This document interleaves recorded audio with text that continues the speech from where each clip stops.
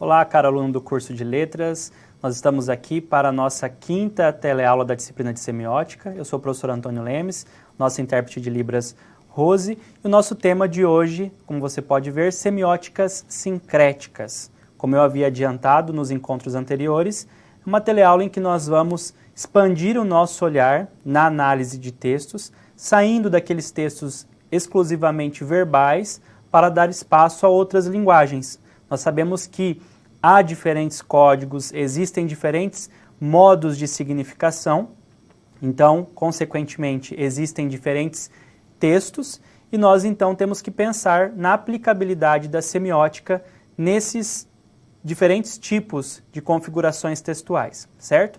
Então, só para resgatar um pouquinho a nossa trajetória ao longo da disciplina até aqui, nós iniciamos a nossa reflexão pensando no conceito de sentido, de significação, as principais teorias que lidam com a significação, até chegarmos à noção de semiótica, um estudo dos signos da significação.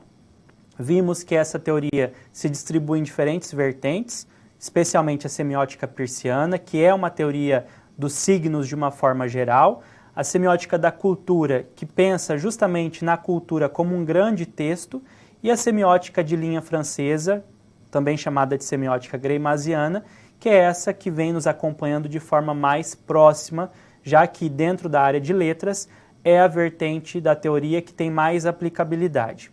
Conhecemos a metodologia de análise de textos, que é o percurso gerativo de sentido, que observa o texto a partir dos seus dois planos, tanto o plano de expressão, que é aquela parte mais material, mais concreta do texto, aquilo que nós vemos, e o plano de conteúdo, aquela parte mais abstrata, subjacente à expressão, em que os temas aparecem, né, os assuntos de que o texto trata.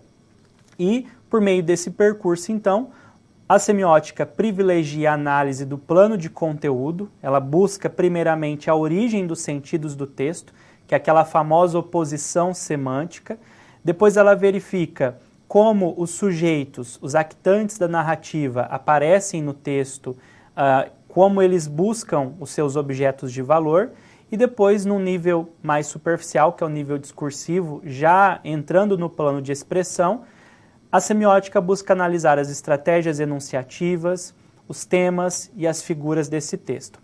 Depois a gente pôde verificar também como a semiótica se expandiu para a análise também das emoções dos sujeitos. Esse foi o tema do nosso encontro anterior, com a semiótica das paixões.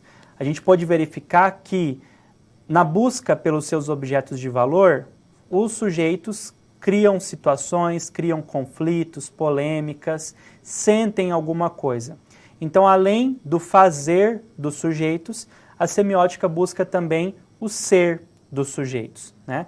E é aí que a gente tem uma expansão do olhar semiótico. E essa expansão continua hoje, em que nós vamos verificar, então, alguns conceitos adicionais que são trazidos pelos pesquisadores, pelos estudiosos da área da semiótica, para a leitura de textos visuais, textos que mesclam diferentes linguagens. Então, é uma aula bastante importante, em que a gente fecha esse percurso de teoria, de análises, para nós, então, entrarmos na aula da semana que vem com, como eu já havia também antecipado, uma aula inteiramente dedicada à análise de textos, certo? Então, vamos fazer uma breve contextualização para o encontro de hoje, e nós temos aí algumas questões que vão nortear as nossas discussões, certo? Então, quais as diferentes formas de linguagem? Nós sabemos que esse conceito aqui de linguagem é bastante importante dentro da área de letras, a linguagem vista tanto como uma faculdade humana, uma capacidade humana de se comunicar, ou também sendo vista como um código, né? Então, nós sabemos que a linguagem se manifesta de variadas formas. Então, como seriam, ou quais seriam essas diferentes formas de linguagem? Além disso, o que são textos visuais? O que é sincretismo? Um outro conceito importante também quando nós falamos de semiótica na análise de textos visuais. O que é semissimbolismo? E, por fim, quais são as categorias plásticas de análise de textos visuais. Então, só nessa breve contextualização, nós percebemos aí três conceitos importantíssimos: o sincretismo, o semissimbolismo e as categorias plásticas. Então, essa a síntese, né, da nossa teleaula de hoje. Gostaria que você se atentasse bastante e procurasse também relacionar as discussões de hoje com as discussões já feitas nos encontros anteriores, ok? Então, para nós começarmos, o primeiro tópico a ser discutido, veja lá no quadro, é justamente esse, textos sincréticos, né? Associando, então, esse tópico ao tema da nossa aula, semióticas sincréticas.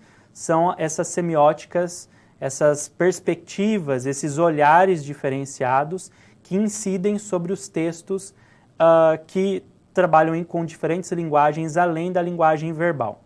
Então, o conceito de texto sincrético, quando nós falamos de semiótica sincrética ou de semiótica visual, esse conceito é extremamente relevante, precisa ser bem compreendido, né? Então, vamos começar com algumas reflexões que nos levam em direção a esse conceito.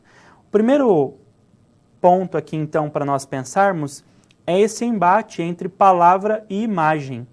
E aqui nós temos duas citações que nos levam para duas direções. A primeira delas é: no princípio era o verbo. Então, quem conhece, né, o texto bíblico sabe que em um dos livros da Bíblia nós temos essa passagem: no princípio era o verbo. A palavra verbo, né, na história como um todo, ela diz respeito à palavra, certo? Mas nós temos um contraponto. Martine Joly, uma pesquisadora francesa que trata da análise de imagem, diz em uma de suas obras: no começo havia a imagem. Então nós temos aqui esse contraste, né, entre verbo, entre palavra e imagem, o verbal e o imagético, o verbal e o visual. E essa professora, ela continua a sua reflexão dizendo o seguinte: para onde quer que nos voltemos, há imagem. Então, é indiscutível hoje, né, nós pensarmos na relevância, é indiscutível nós não pensarmos na relevância da imagem na nossa sociedade, né? Se nós caminhamos pelas ruas das cidades, nós vamos ter a confirmação disso que ela acaba de dizer, né? Para onde quer que nós voltemos o nosso olhar, as imagens estão ali. Então, hoje fala-se, inclusive, de uma cultura da imagem, né? A imagem que é supervalorizada, a imagem pessoal, né? Enfim, há toda uma discussão sobre isso, né? Não é o nosso foco aqui falar sobre os benefícios ou os malefícios dessa cultura da imagem, mas o fato é que há uma onipresença dos recursos imagéticos. Eles estão hoje em todos os lugares, né? Eles comunicam. E justamente o próximo ponto de partida aqui é nós pensarmos sobre a comunicação por meio de imagens. E há uma reflexão importante no próximo slide, justamente pensando nessa comunicação por palavras versus a comunicação por imagens. E também um grande nome, né, do conhecimento teórico mundial, né, Umberto Eco, em uma de suas obras, ele diz o seguinte: uma vez que o signo icônico, ou seja, a imagem, possui muitas propriedades do objeto denotado, ou seja, a imagem possui muitos elementos daquele objeto a que ela se refere, né? No que difere do signo linguístico, que é convencional, a comunicação por imagens resulta mais eficaz e imediata do que a verbal, porque permite ao receptor uma imediata referência ao referente ignorado. Vamos tentar traduzir isso. Olha só. Se eu penso aqui, né, nesse termo, cadeira, que é um signo linguístico, certo? E eu penso também num desenho parecido com esse aqui, né, que representa uma cadeira, que é um signo icônico. Quando eu penso nesse signo linguístico, eu sei que ele é convencional. não há nada nesse signo que me remeta a esse referente, a uma cadeira, um objeto do mundo físico, do mundo real. Mas quando eu penso numa imagem, num desenho de uma cadeira, que é um signo icônico, eu sei que esse signo tem muitas propriedades do referente cadeira. Então ele diz que a comunicação por imagens é mais eficaz e imediata, porque há essa percepção quase que instantânea. Então, se você, por exemplo, vê a imagem de um dado objeto, você imediatamente relaciona, estabelece essa relação com o referente. Diferentemente, se você vê uma palavra, né, se você ainda conhece aquele idioma, por exemplo, você pode ter essa associação também de forma rápida, mas num outro idioma, por exemplo, essa comunicação é mais lenta. Então, a associação, né, a comunicação por imagem é muito eficaz, certo? É justamente por esse motivo que algumas áreas, como a publicidade, por exemplo, privilegia muito a imagem. Quando nós fazemos um retrospecto dos textos publicitários, pode ser só no Brasil, por exemplo, se nós pegarmos textos bastante antigos, que eram publicados em revistas e tudo mais, havia um destaque muito grande para o texto verbal, para a palavra. Então, os textos publicitários continham, alguns deles continham imagens, mas ainda assim havia muita explicação, né? Havia toda uma história que às vezes era contada naquela página da propaganda e tudo mais. Com o tempo, essa evolução, né, da comunicação publicitária percebeu que o olhar das pessoas, dos consumidores, estavam treinados para buscar uma mensagem mais rápida, certo? E daí, então, a imagem acaba ganhando grande destaque. Se você folhear uma revista, por exemplo, você vai se deparar com textos publicitários constituídos ali quase que na totalidade por imagem. Às vezes você só tem a imagem e a marca como um texto verbal, né, ou o nome da empresa. Então, a imagem por si só já é capaz de seduzir, já é capaz de convencer, né? Continuando a nossa reflexão, veja lá no próximo slide, aí a gente chega também a um ponto que é o uso da linguagem nos textos. Então, quando a gente pensa no conceito de texto, uma das acepções que são trazidas para a gente dentro das teorias textuais é a de que o texto é uma unidade de sentido, uma unidade que deve ser concebida como um todo. Nós não podemos, por exemplo, pegar apenas uma parte do texto e achar que nós vamos chegar ali ao conteúdo total desse texto, né? Mas para a composição dessa unidade de sentido, nós podemos fazer uso de diferentes manifestações da linguagem.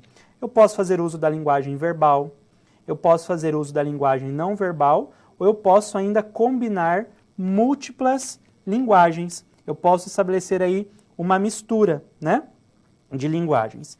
Então, quando eu uso a linguagem verbal, eu vou ter um texto verbal, certo? Quando eu uso a linguagem não verbal, eu vou ter um texto, obviamente, não verbal. E quando eu uso múltiplas linguagens, que tipo de texto eu vou ter, né? Então é aí que nós chegamos a esse conceito de texto sincrético. Vamos observar ali no quadro como ele é definido, tá? Então, já que um texto é um sistema de linguagens, né, ele está formado por linguagens, nós podemos pensar na existência desses sistemas sincréticos, que são aqueles que acionam várias linguagens de manifestação. Quem diz isso são Greimas e Courtet, né, dois nomes que já apareceram aqui nas nossas aulas, né? Vamos para a câmera de documentos, nós temos ali uma imagem que exemplifica para você essas ideias, tá? Então vamos pensar aqui que o texto A está composto por apenas um tipo de código, um código que se repete, certo? O texto B é composto por um outro tipo de código. Então eu tenho aqui um texto formado por uma única linguagem, um outro texto formado por uma outra linguagem. Mas no texto C, por exemplo, eu tenho a combinação desses dois diferentes códigos. Então essa mistura, essa combinação de diferentes códigos para a composição de um único texto, de um único artefato enunciativo, dá origem ao que nós chamamos de texto sincrético. Então nós diríamos ali que o texto C, apenas o texto C, o último deles, é um texto sincrético, porque justamente ele combina essas diferentes linguagens, certo? Naquele caso ali ilustrativo, nós temos apenas 2 códigos, mas um texto sincrético pode ser aí formado por vários códigos diferentes, né? Continuando ali, o que é importante a gente pensar sobre esse processo, então, de sincretização. Sincretização é você tornar um texto sincrético, tá? Então, a sincretização é um mecanismo de enunciação. Nós já definimos o conceito de enunciação, que é aquele momento em que você coloca a linguagem em funcionamento e você produz enunciados, né? Então, não há para um enunciado sincrético uma enunciação visual, uma enunciação verbal ou uma enunciação gestual. Se houvesse um ato enunciativo para cada linguagem, o resultado seria colocar uma ao lado da outra, sem que houvesse uma superposição da forma da expressão e, por conseguinte, sem que dela resultasse um sincretismo. Continuando. Ao contrário, temos uma única enunciação sincrética, realizada por um mesmo enunciador que recorre a uma pluralidade de linguagens de manifestação para constituir um texto sincrético. Esse ato enunciativo constitui uma estratégia global de comunicação que se vale de diferentes substâncias para manifestar na textualização um conteúdo e uma forma da expressão. Parece bastante complexo tudo isso que eu acabei de ler nessas citações, mas em síntese, o que nós temos aí é a seguinte ideia. Quando nós pensamos em um texto sincrético, nós pensamos em uma unidade de sentido, uma unidade textual, que foi concebida, que foi enunciada a partir da combinação de diferentes linguagens. E essas linguagens se combinam, participam de um ato enunciativo ao mesmo tempo para transmitir os sentidos. Pense, por exemplo, em um filme, tá? Um filme que nós assistimos na TV ou no cinema. Um filme é um texto, porque é uma unidade de sentido, e é um texto sincrético. Que linguagens nós temos num filme, por exemplo? Nós temos os códigos não verbais, né, como, por exemplo, a fotografia, a imagem, o movimento, a cor. Nós temos também o som, nós temos os elementos verbais que aparecem. Todos eles estão encaixados, combinados, participando de uma mesma enunciação, de um mesmo ato enunciativo, que é esse texto sincrético. Então, quando nós pensamos no texto sincrético, embora nós possamos captar de forma segmentada cada uma das linguagens que foram ali empregadas, como nesse exemplo que eu mostrei para vocês na câmera de documentos, por exemplo, vamos voltar ali na imagem só para a gente verificar isso.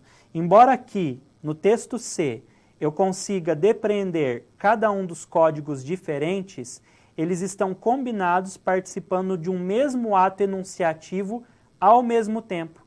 Eles compõem o sentido de forma global dentro do texto, certo?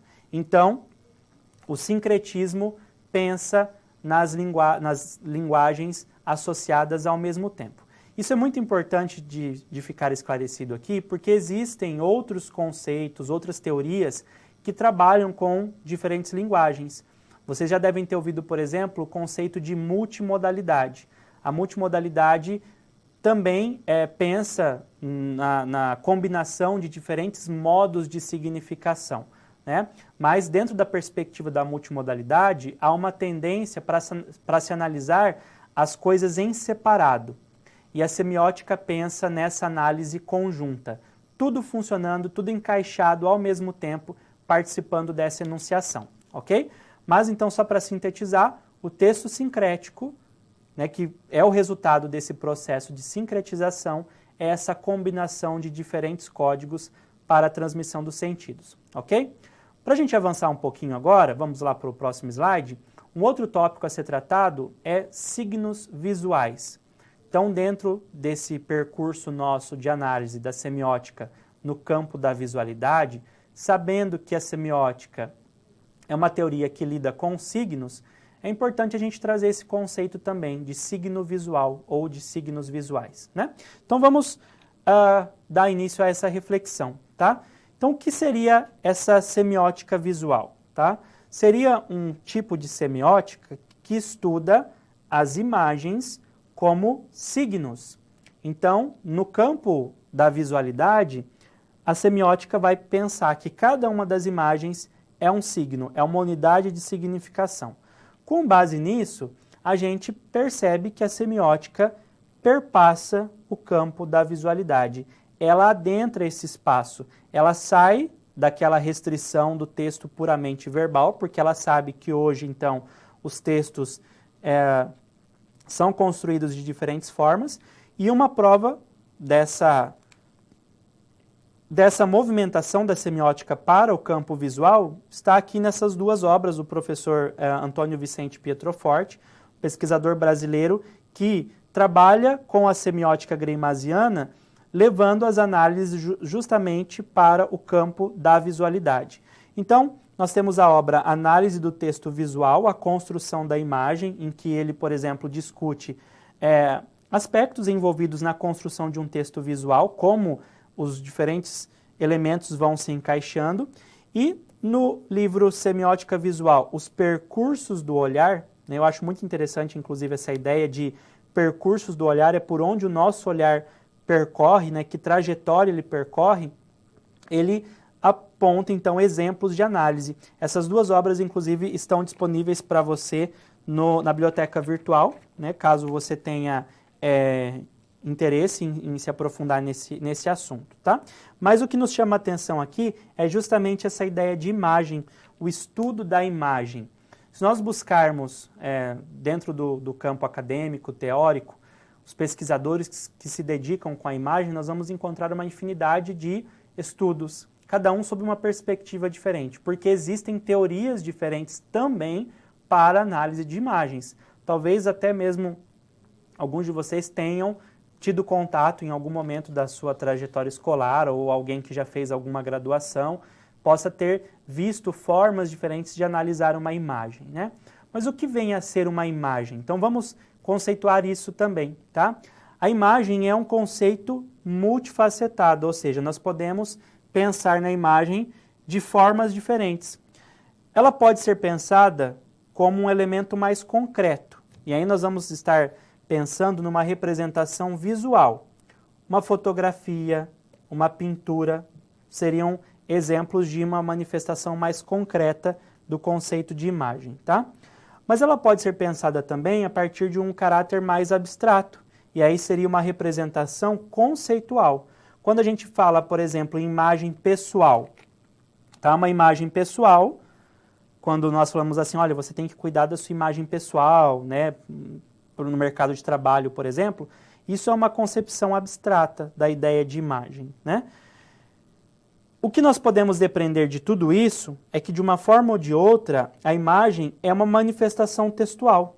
Ela é revestida por significação, né? E ela demanda a mobilização dos sentidos, ou seja, nós precisamos ativar, né, os nossos sentidos de uma forma geral, e aí nós estamos incluindo nesse quesito, né, principalmente a visão, né, a nossa percepção visual, para que nós então cheguemos à significação, aos sentidos, né? Olha que interessante, usando a palavra sentido de duas formas, né? O sentido enquanto a nossa percepção, os sentidos que nós temos, né? A visão, o tato, por exemplo, e o sentido enquanto um elemento de significação, né? Então, as imagens são tratadas dentro da semiótica visual como signos. E aí nós trazemos um outro conceito, que é o de signo visual. Nós vimos, principalmente na nossa segunda teleaula, que o signo é visto de modo distinto por diferentes semióticas, né? Então, a gente deve se lembrar, por exemplo, lá na semiótica persiana, o que o Peirce falava? O signo é uma coisa que representa outra coisa. Então, o signo vai ser formado por um elemento que é o signo em si, né, o chamado representamen.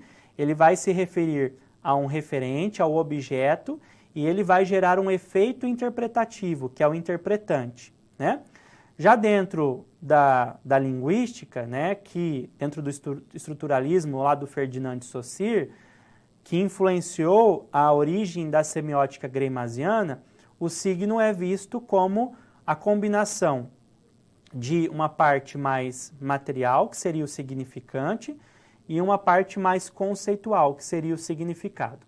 Voltando ali para o slide, de um modo geral, o signo é um elemento que tem significação, que representa uma ideia. Então, independentemente da forma como nós estamos considerando o signo, a noção de significação, de conter uma ideia, está ali presente. Então, a imagem é um signo visual, por quê? Porque ela carrega sentido, ela contém significação, ela transmite uma ideia, né?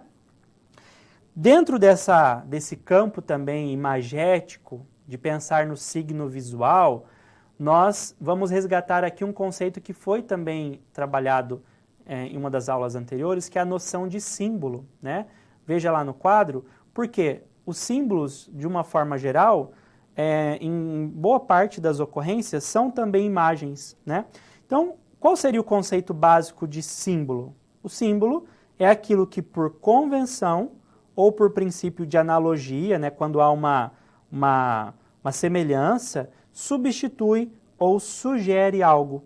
Ou ainda, é o signo que apresenta relação arbitrária, ou seja, não motivada, baseada apenas em convenção com o objeto ou a ideia que representa. Então, um bom exemplo, né, dos símbolos é o fato de eles serem, como eu disse, né, compostos por imagens que são escolhidas semioticamente para a transmissão de certas ideias. E um bom exemplo é justamente esse aqui que eu estou mostrando para vocês agora, né, os famosos laços conscientizadores. Quem trabalha em alguma empresa já deve ter usado alguns desses lacinhos em algum momento, né? Um famoso é o rosa, lá no Outubro Rosa, né, que traz uma lembrança em relação à prevenção do câncer de mama. Cada uma dessas cores tem uma significação e não há nada nesses laços, por exemplo, que remeta a uma doença, por exemplo, ou a alguma ideia que está sendo disseminada ali, né? Eles foram escolhidos arbitrariamente, de forma imotivada, não motivada, para representar alguma coisa. Isso é uma representação por convenção, né? E os símbolos são signos visuais. Então é importante a gente pensar nesses dois conceitos de o que é um signo visual, né? Uma imagem que representa alguma coisa, e muitas vezes essa imagem pode assumir um caráter simbólico, né? De forma disseminada numa dada sociedade, numa dada comunidade, ok? Vamos fazer uma pausa para a gente pensar um pouquinho a respeito de alguns detalhes. Veja lá no quadro, então. Nós vamos fazer um momento de participação. Vocês têm aqui uma imagem, né, um globo terrestre com uma mão. E como você pode ver até aqui, as imagens, por conterem significação, são signos visuais. Então, olhando para esse signo visual aqui, você vai pensar sobre isso. Quais sentidos positivos e negativos podem ser ancorados nesta imagem, tá? Então, pense um pouquinho a respeito, extraia a significação desse signo e nós já voltamos.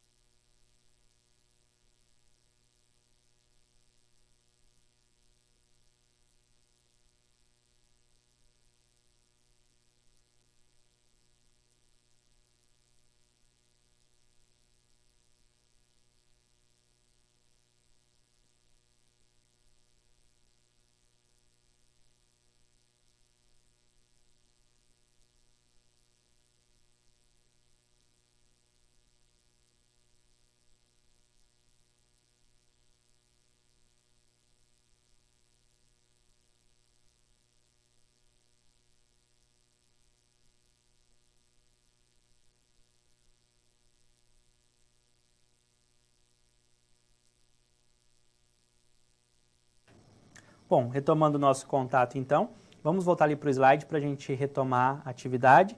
A ideia era de que você pensasse nessa imagem como um signo visual e quais sentidos positivos e negativos poderiam ser ancorados nela, né?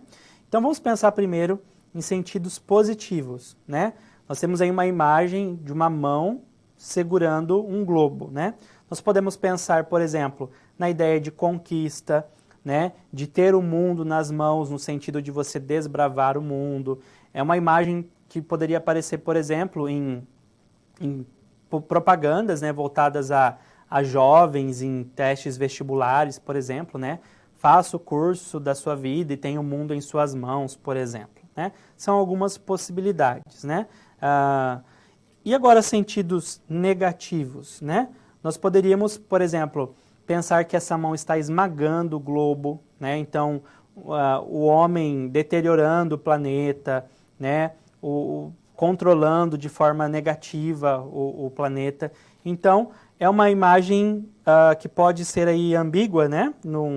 Nessa perspectiva de análise, mas nós temos aí claramente a possibilidade de pensar nessa imagem como um signo visual que contém um sentido. Né? Isso é muito importante que nós pensemos, ok? Bom, então já falamos sobre a ideia de texto sincrético, que é o texto que faz a combinação de diferentes códigos, diferentes linguagens. Pensamos também no conceito de signo visual, que seria, né, a imagem como um portador de significação, portador de sentido, a imagem que muitas vezes, né, além de um signo visual, pode se tornar um símbolo por meio de convenção.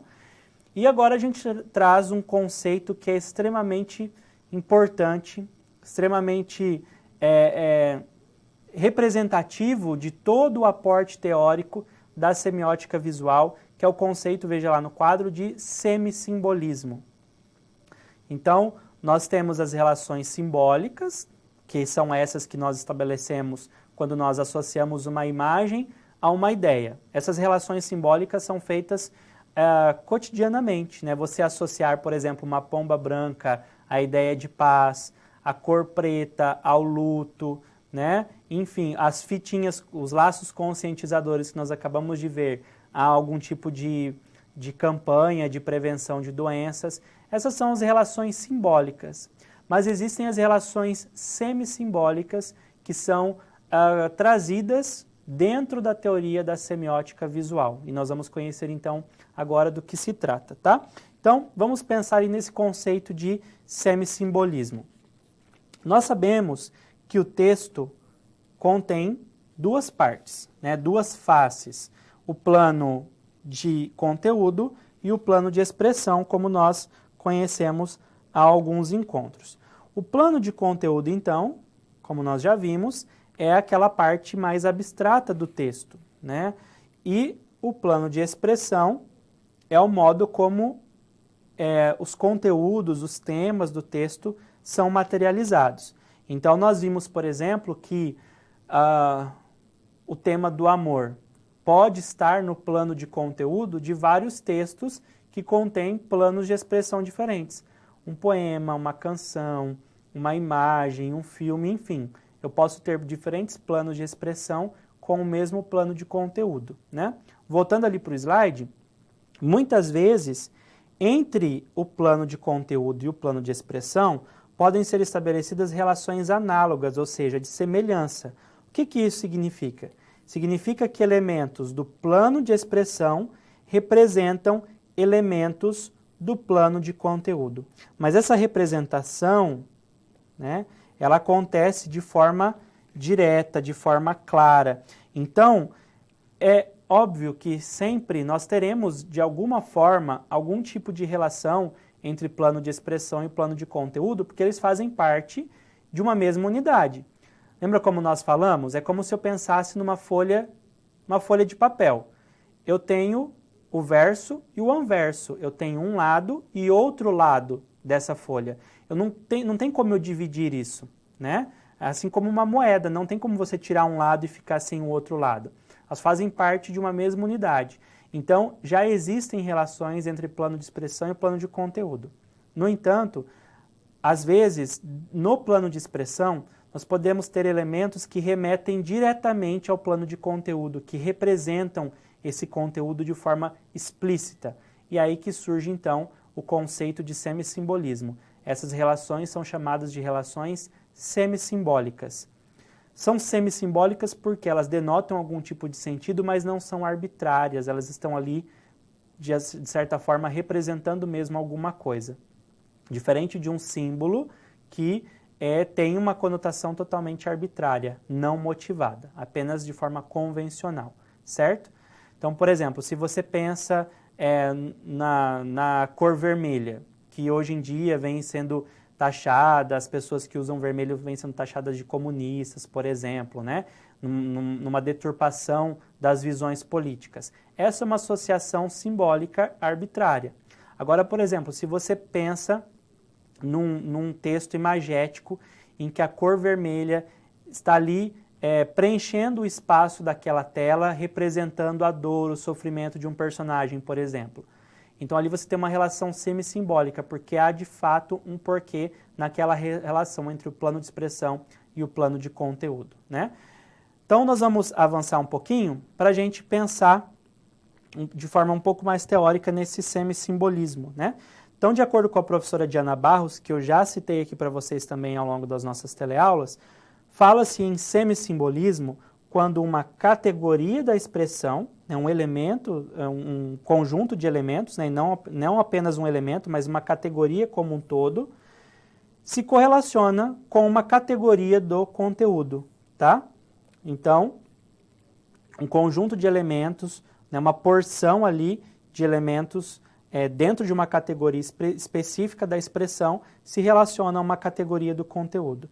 Nesse caso, a relação entre expressão e conteúdo deixa de ser convencional ou imotivada, pois os traços reiterados da expressão, além de concretizarem os temas abstratos, instituem uma nova perspectiva de visão e de entendimento do mundo. Então, a ideia do semissimbolismo é justamente essa, né? Não há algo puramente convencional ou imotivado. Há uma relação de fato direta entre essas categorias da expressão e as categorias do conteúdo. Nós vamos exemplificar isso de duas formas. Nós estamos falando de textos visuais, mas o semissimbolismo não necessariamente vai aparecer apenas em textos visuais. Eu posso ter também o semissimbolismo em textos verbais. Então nós vamos ver um exemplo de semissimbolismo em um texto imagético e um texto verbal, certo? Vamos começar ali pelo primeiro deles. Essa é uma imagem, né, uma imagem bastante significativa. Ela é formada apenas, né, pela representação aí da parte final dos membros inferiores de um dado sujeito, e ela cria um contraste, né, uma oposição. A gente poderia dizer, inclusive, que a oposição básica, fundamental, é riqueza versus pobreza, né? E isso estaria lá no plano de conteúdo. E a partir disso, então, a gente estabelece essas relações. Olha só, no plano de expressão, que é aquilo que nós estamos vendo aqui, eu tenho o inteiro, o fechado e o limpo, que estão aqui, evocando o tema da riqueza que está lá no plano de conteúdo, certo? E o rasgado, o aberto e o sujo, que está aqui no plano da expressão, evocando o tema da pobreza, marcando bem esse contraste. Então, olha só, são categorias, eu não estou falando de elementos, né? Eu não estou falando o sapato, a sandália, a calça. Nós não estamos falando de elementos da imagem. Nós estamos falando de categorias. Então, por exemplo, aqui eu tenho uma categoria de oposição entre inteiro, né, aquilo que está com um todo, e o rasgado, aquilo que é parcial. Depois eu tenho uma outra categoria, o fechado e o aberto. Então, essa questão da abertura. eu tenho uma outra categoria, o limpo e o sujo. Então, a questão da limpeza aqui. Então, são categorias da expressão, categorias identificáveis na expressão que remetem diretamente ao conteúdo. Então, essa percepção, essa relação direta entre elementos do plano de expressão e plano de conteúdo é o que caracteriza o semissimbolismo. São as relações semisimbólicas, ok? Quem criou essa imagem fez isso de forma não arbitrária. Houve uma tentativa explícita de representar o contraste entre pobreza versus riqueza. E ele escolheu, então, essas categorias para a representação. Talvez ele não tenha pensado de forma semiótica, vou opor o aberto ao fechado, o limpo ao sujo, né? Mas as escolhas que ele faz desses elementos dão origem, então, a essas categorias que fazem, né, estabelecem a relação entre a expressão e o conteúdo, certo? Agora, num texto verbal, como isso acontece, né? Nós temos aqui um poema bastante conhecido, né, do Manuel Bandeira, A Onda, que foi publicado pela primeira vez lá em 1960, em uma de suas obras, e o poema diz assim: A onda anda, aonde anda a onda? A onda ainda onda, ainda anda, aonde? Aonde? A onda. Então, né, o que nós temos aqui, nesse texto que nos coloca como um exemplo de relações semissimbólicas? No plano da expressão, eu tenho uma repetição constante de sons nasais, representado pelo fonema N, né, da letra N aqui, e os sons consonantais, representados pelo fonema O, da vogal O, certo? E aí, aliás, aqui são sons vocálicos, tá? Sons vocálicos. Os sons nasais, representados pela consoante N, que seria um som consonantal, e aqui os sons vocálicos, né, representados aqui pelo fonema O. E essa repetição desses sons nos remetem, para o plano de conteúdo, ao movimento da água, ao ir e vir da onda. Então, essa repetição constante, esse som que vai e volta, então são escolhas na expressão que remetem diretamente ao plano de conteúdo. Então você consegue pensar ali, né, que dentro da estratégia enunciativa de construção daquele texto, as escolhas não foram puramente arbitrárias, né? Houve uma tentativa de você pensar justamente em como representar aquela ideia que está contida lá no plano de conteúdo. Quando você pensa, por exemplo, na onda, você pensa no movimento arredondado, né? A vogal O, esse som vocálico O, em termos de articulação, também ele remete a um som arredondado.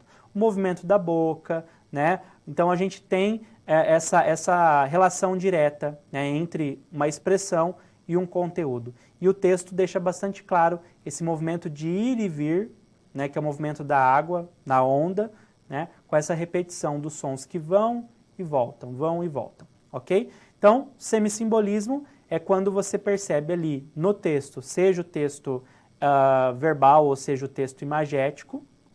Nesse caso, nós vamos privilegiar, né, nessa aula nós estamos privilegiando o texto imagético, mas é quando você percebe no plano da expressão, você percebe ali categorias que remetem diretamente ao plano de conteúdo, ok?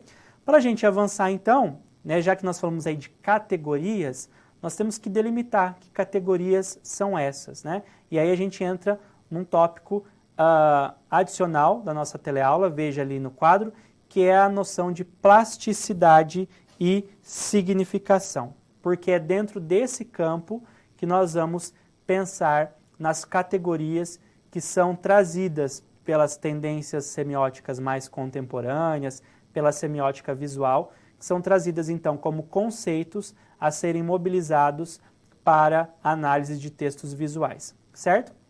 Vamos lá então para o próximo slide.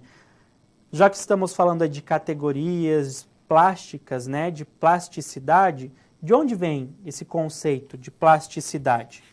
Então, plasticidade é um termo que aparece de forma mais evidente no campo da arte, né, no campo das artes plásticas, por exemplo.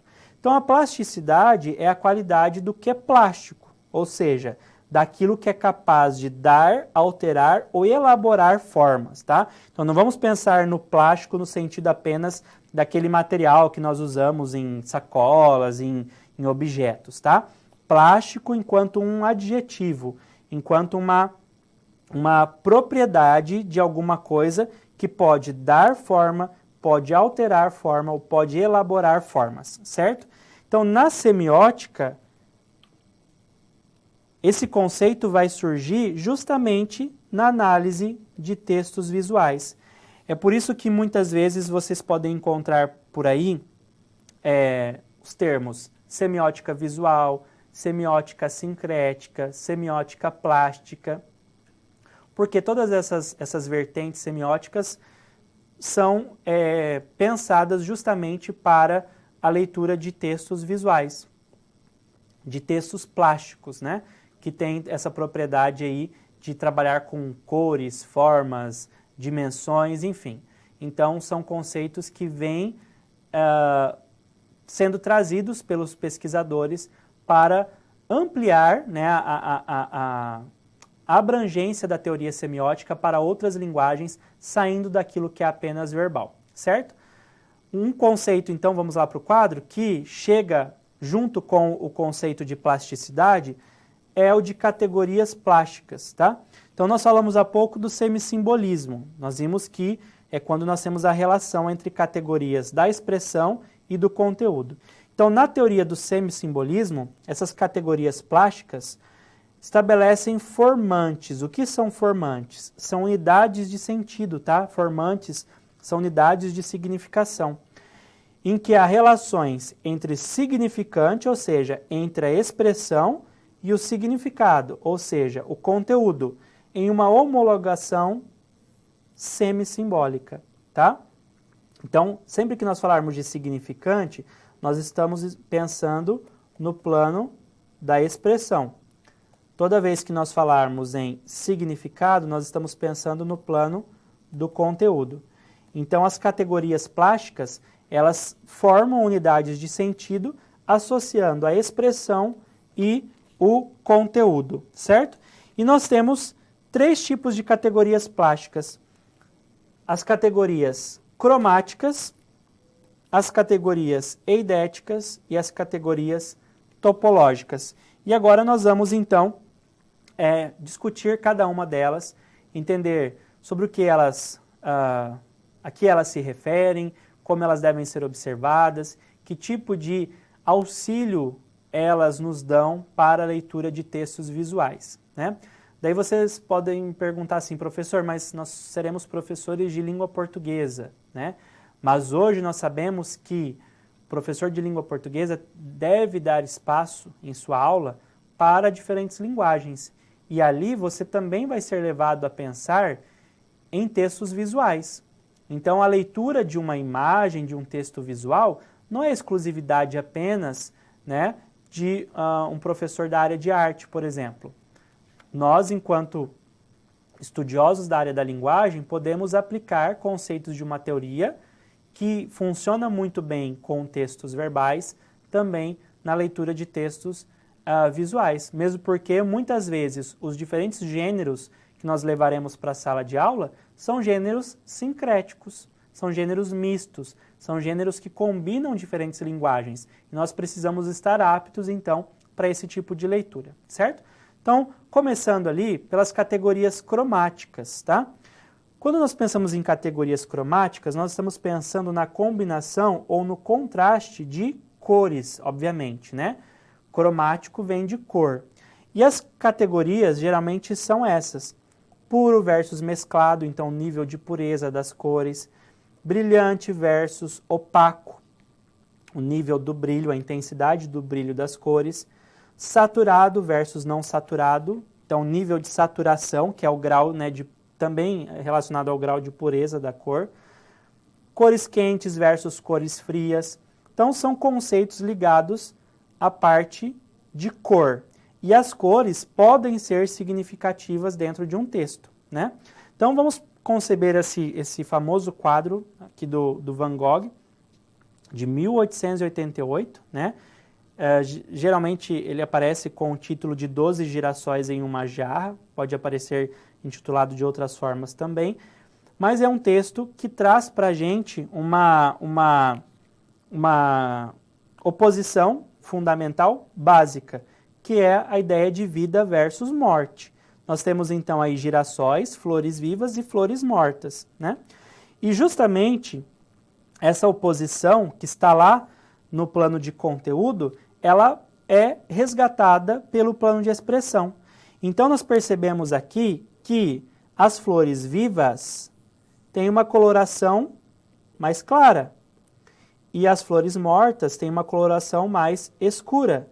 Então eu crio essa oposição entre claro e escuro. Claro e escuro são categorias cromáticas do plano da expressão. E elas estão evocando vida versus morte do plano de conteúdo, certo? Então, as categorias cromáticas é quando nós observamos o papel das cores na composição da significação. Então, há uma relação semissimbólica, uma relação direta entre as cores que foram usadas e aquilo que elas representam no plano de conteúdo, ok? Um outro tipo de categoria são as categorias eidéticas, tá? O nome parece estranho, mas nós estamos falando aqui de formas. Então, a combinação ou contraste de formas. Então, é quando nós vamos pensar nas oposições côncavo versus convexo, direito versus curvo, o anguloso, ou também chamado de pontiagudo, né, versus arredondado, o curvilíneo versus o retilíneo, o ascendente versus o descendente. Então, novamente, pensando aqui no nosso texto, 12 girassóis em uma jarra, do Van Gogh, a gente vai perceber que é criada uma oposição entre pontiagudo e arredondado. Pontiagudo poderia ser chamado também de anguloso, né? Então, as flores vivas, nós percebemos aqui, aliás, eu grifei uma que não está viva, né? Mas as flores vivas, elas têm aqui as suas pétalas angulosas, pontiagudas, certo?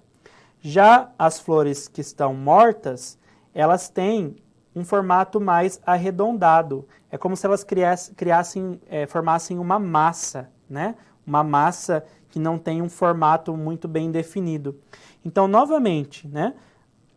O pontiagudo e o arredondado são categorias eidéticas da expressão que retomam as noções de vida e morte que estão no plano de conteúdo.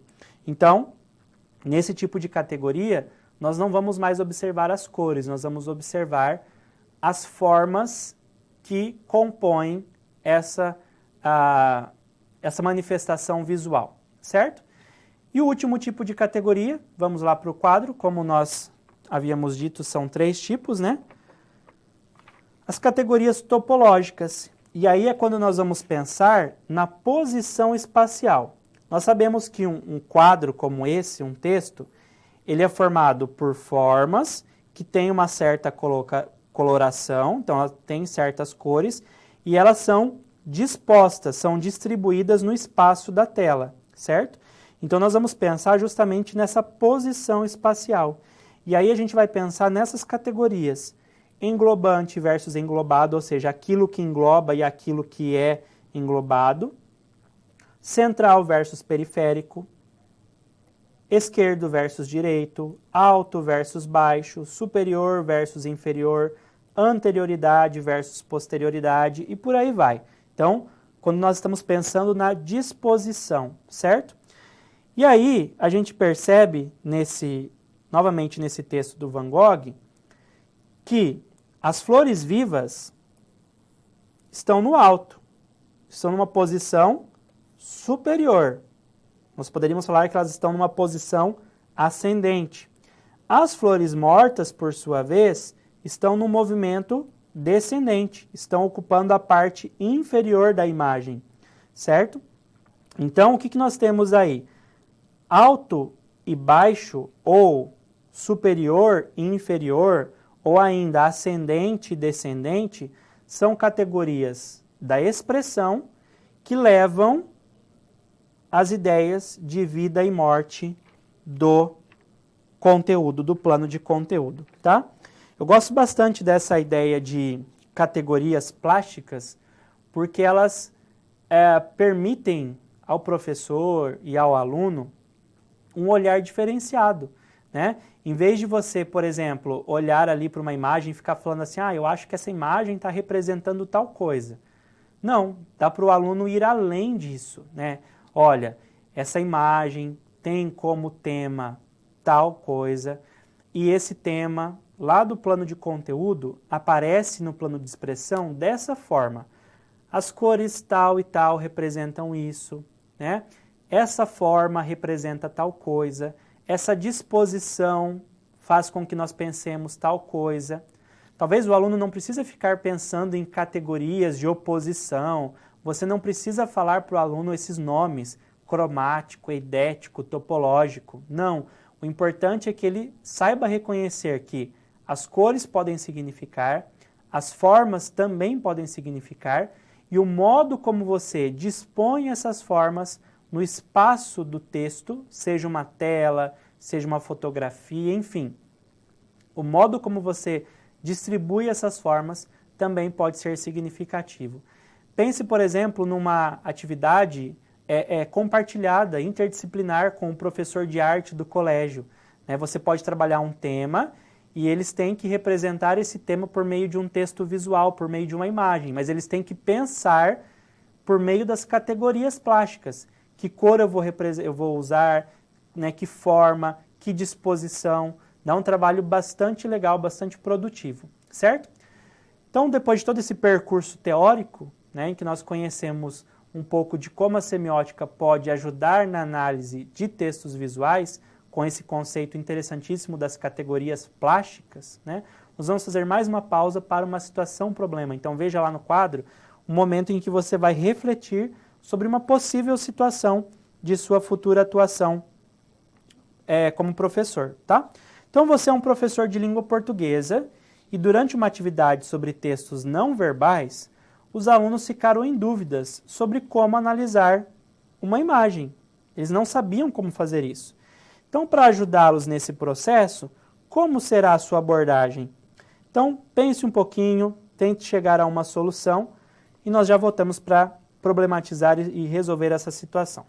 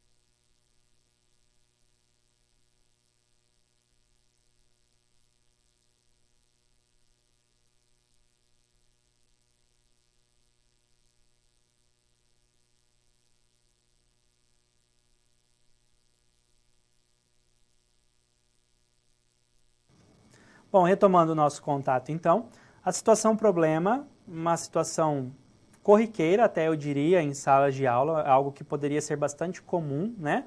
Você preparou uma atividade, seus alunos têm que analisar uma imagem, eles estão perdidos, não sabem como realizar essa análise. Então, qual seria a sua abordagem, né? Então, vamos problematizar essa situação, levantar alguns pontos, tá? Primeiro ponto a ser destacado, uma imagem é um texto visual por carregar sentidos, sentido ou sentidos, né? E o aluno, então, tem que saber disso, ele tem que estar ciente de que a imagem é um texto, é uma unidade de significação, todos os elementos estão ali juntos, trabalhando para aquela significação. A leitura semiótica de uma imagem pode pautar-se na teoria do semissimbolismo, certo?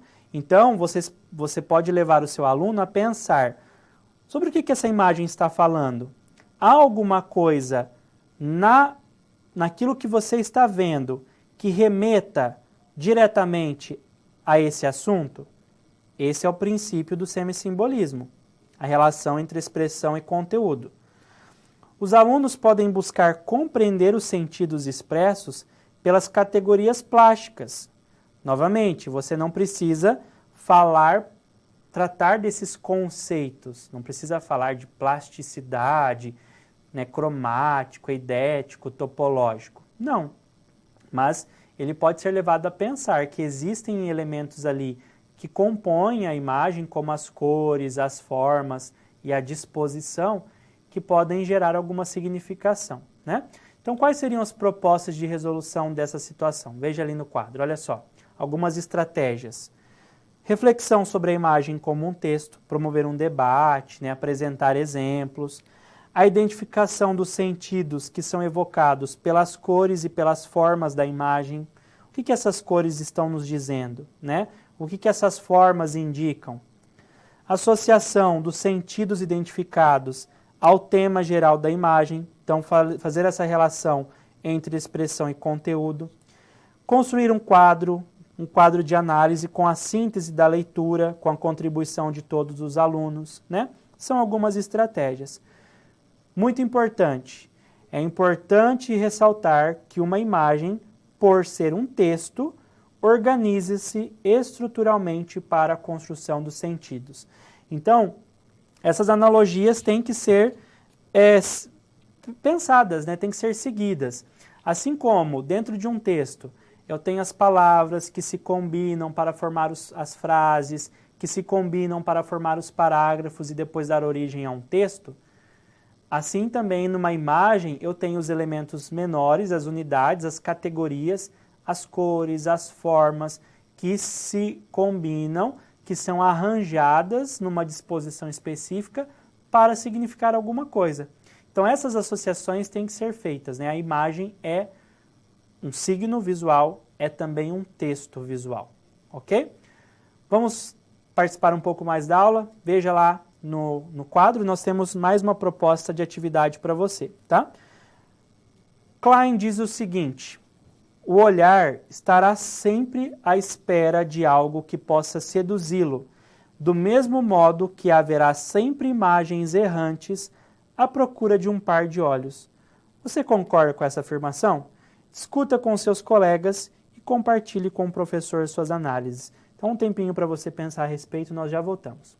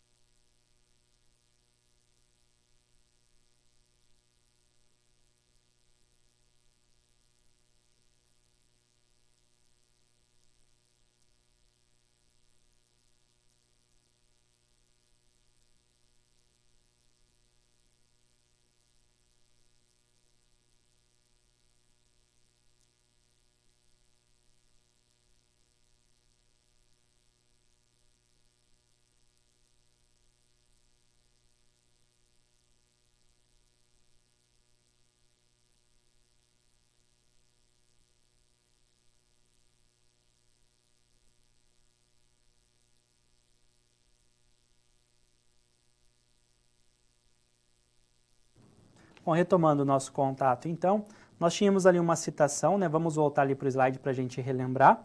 Então, Alberto Klein diz que o olhar sempre estará à espera de algo que possa seduzi-lo, do mesmo modo que haverá sempre imagens errantes à procura de um par de olhos.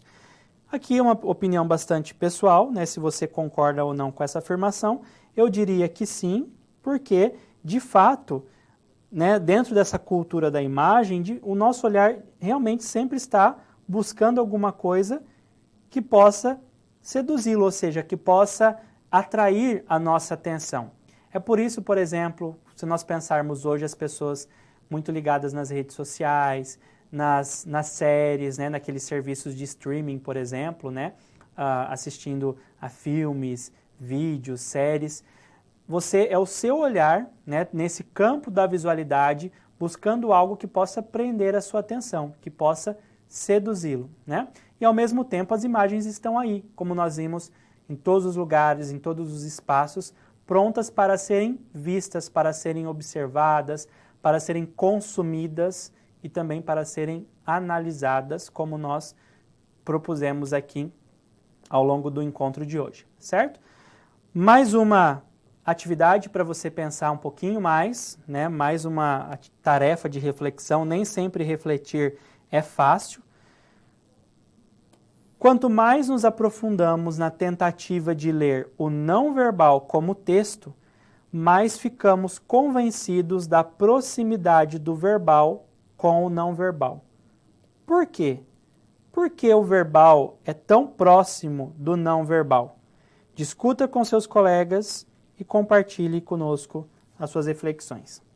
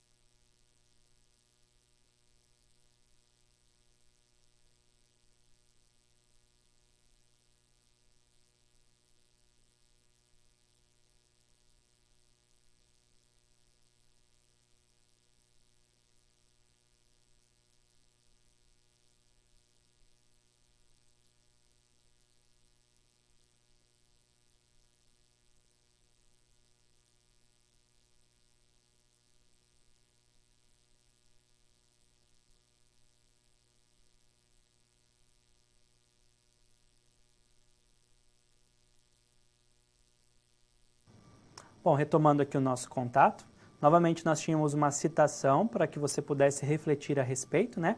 Então veja ali no quadro. Domingos diz assim, que quanto mais nos aprofundamos na tentativa de ler o não verbal como texto, mais ficamos convencidos da proximidade do verbal com o não verbal. Por quê? A justificativa para essa afirmação está justamente em algo que nós discutimos há poucos instantes na teleaula. A imagem, o texto não verbal, assim como um texto verbal formado por palavras, é todo organizado estruturalmente para a transmissão de um sentido. Então, eu estabeleci a seguinte relação. Assim como as palavras formam frases, parágrafos e o texto, a imagem é composta por unidades de cores, de formas, de arranjos específicos.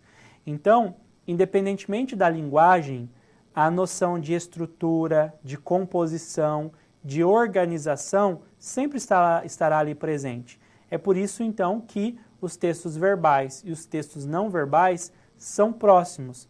É por isso que nós podemos usar a semiótica para analisar não apenas textos verbais, mas como também textos visuais, certo?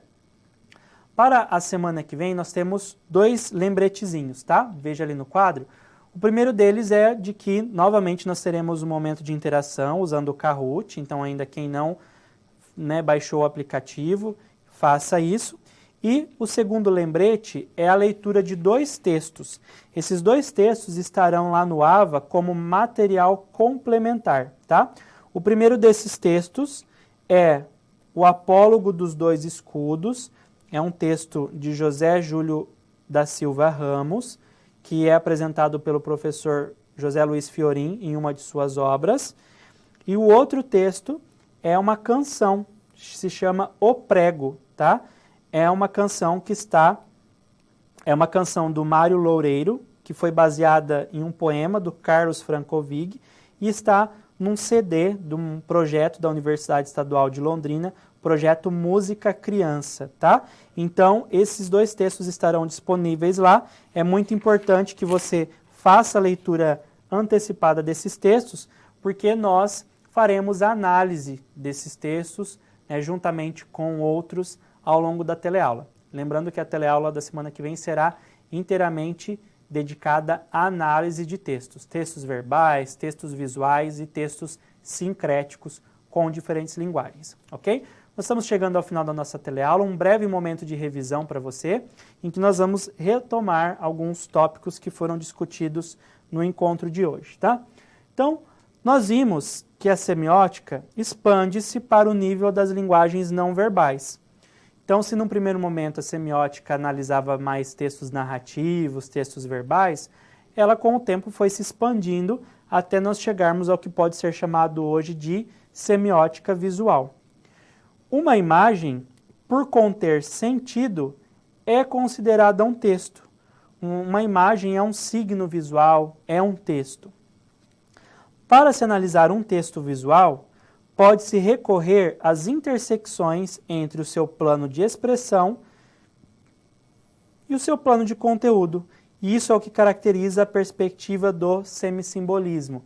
Lembrando, então, que as relações semissimbólicas é quando nós percebemos de forma direta a associação de alguma categoria da expressão, daquela parte mais concreta, mais material do texto, com o plano de conteúdo, que é aquilo que tem mais uma abstração maior, né?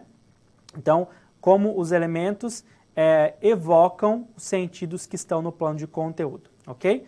Voltando ali para o slide, uma imagem pode ter sua significação ancorada nas cores, nas formas e na posição dessas formas no espaço, né? Que são as categorias plásticas, né? Você olhar para um texto visual, um texto imagético e perceber que a cor pode significar alguma coisa, que um determinado formato, um determinado movimento de linha, por exemplo, pode representar alguma coisa e até mesmo onde cada um desses elementos estão naquele espaço, seja o espaço da tela, o espaço do papel, enfim, o suporte em que aquela imagem está sendo produzida e veiculada, certo?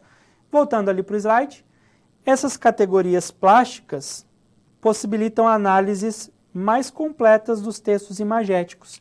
É aquilo que eu havia comentado com você, né? Muitas vezes você sai daquele senso comum de dizer que a imagem apenas representa tal coisa e você traz um tipo de análise mais aprofundado, tá? Como a gente pode ver aí nos próximos slides, nós temos aí várias referências da teleaula de hoje, né? Uma aula bastante repleta aí de conceitos teóricos, tá?